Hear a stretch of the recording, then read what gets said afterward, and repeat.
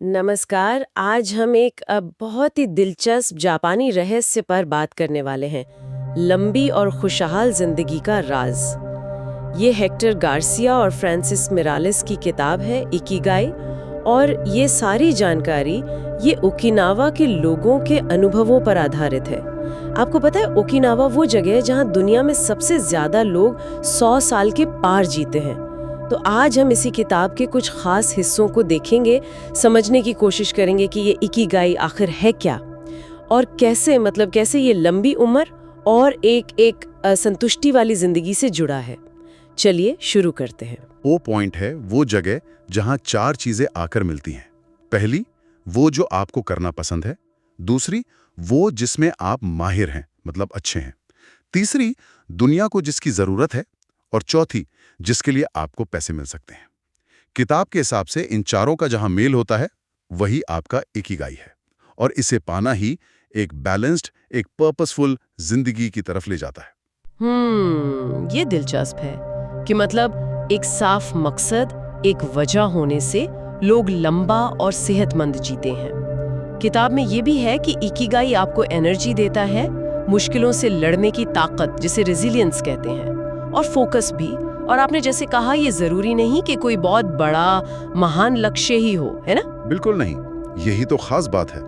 किताब इसी पर जोर देती है। इकिगाई अक्सर छोटी रोजमर्रा की चीजों में छिपा होता है।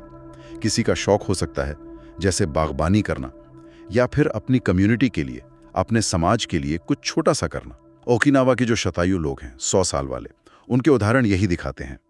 उनका इकिगाई अक्सर उनके समुदाय और उनकी रोज की एक्टिविटीज से जुड़ा होता है। और एक बात जो मुझे किताब में पढ़कर बहुत हैरानी हुई, ओकिनावा में वो जो पारंपरिक रिटायरमेंट होता है, वो कॉन्सेप्ट ही नहीं है। सही कहा, कमाल की बात है ये। वहाँ लोग 80 या 90 साल की उम्र के बाद भी काम से जुड़े रहते हैं। कोई ना कोई ऐसा काम करते रहते हैं जो उन्हें पसंद हो। उनका मानना है कि हमेशा एक्टिव रहना, चाहे दिमाग से चाहे शरीर से, यही आपको जवान रखता है, दिमाग को भी शरीर को भी। ये सुस्त पड़ जाने या रिटायर होकर बैठ जाने के बिल्कुल उलट है। किताब इसे कहती है हमेशा व्यस्त रहने की अहमियत। व्यस्त रहना, लेकिन जल्दबाजी में नहीं, है ना? किताब में एक और सिद्धांत है, इची गो इचिए, इसका भी जिक्र है। इसका मतलब है कि हर पल अनोखा है, उसे पूरी तरह जीना चाहिए। ये धीमी रफ्तार से जीने की बात करता है। बिल्कुल, हर पल को संजोना। और ये धीमापन, ये ठहराव उनके खाने के तरीके में भी दिखता है। ओकिनावा का वो मशहूर नियम है ना, हाँ। हारा हाचीबू। हाँ, सुना है। मतलब पेट को सिर्फ 80% तक भरना, वाह। पूरा ठूस के नहीं खाना। किताब बताती है कि कम खाना और ज्यादा पोषक तत्व लेना, यही उनकी लंबी उम्र का एक बड़ा राज है। उनका खाना देखिए, रंग बिरंगी सब्जियां, फल, टोफू, मीसो सूप और हाँ, थोड़ी मछली। प्रोसेस्ड फूड से दूर रहते हैं, चीनी ज्यादा नहीं, और ग्रीन टी वो खूब पीते हैं। अच्छा। खाने के अलावा मुझे लगता है किताब सामाजिक जुड़ाव पर भी बहुत जोर देती है ना? बहुत ज्यादा। ओकिनावा में एक कॉन्सेप्ट है मोआई का। ये बचपन के दोस्तों का एक ग्रुप होता है जो पूरी जिंदगी एक दूसरे का साथ निभाते हैं, सामाजिक तौर पर, भावनात्मक रूप से, यहाँ तक कि जरूरत पड़ने पर आर्थिक रूप से भी। ये जो मजबूत रिश्ते हैं ना, ये अकेलापन दूर रखते हैं, तनाव कम करते हैं, और ये लंबी सेहतमंद जिंदगी के लिए बहुत बहुत जरूरी है। तो मतलब सेहत सिर्फ शरीर की नहीं, मन की भी और रिश्तों की भी। किताब में रोज हल्का व्यायाम करने की भी सलाह है, जैसे टहलना या ताइची। और एक और बात, वर्तमान में जीना, मतलब अतीत को लेकर बैठे न रहना और भविष्य की ज्यादा चिंता न करना। हाँ बिल्कुल। और आखिर में एक और बहुत जरूरी चीज, किताब फ्लो की अवस्था पाने की बात करती है। फ्लो मतलब वो स्थिति जब आप किसी काम में इतने मगन हो जाते हैं, इतने डूब जाते हैं कि आपको समय का पता ही नहीं चलता। ये अक्सर तब होता है जब आप अपनी पसंद का कोई ऐसा काम कर रहे हो जिसमें थोड़ी चुनौती भी हो। अपना फ्लो ढूंढना, ये भी इकिगाई पाने का एक अहम हिस्सा है। जैसा किताब में एक जगह लिखा है, हमारा इकिगाई हम सबके अंदर गहराई में छिपा है और इसे खोजने के लिए धैर्य से खोज करनी पड़ती है।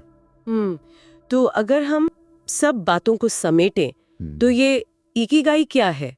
ये सिर्फ एक शब्द नहीं है, ये जीने का एक पूरा तरीका है, जिसमें एक मकसद हो, एक्टिव रहना हो, लोगों से जुड़ाव हो, हर पल को महसूस करना और अपने जुनून में पूरी तरह डूब जाना।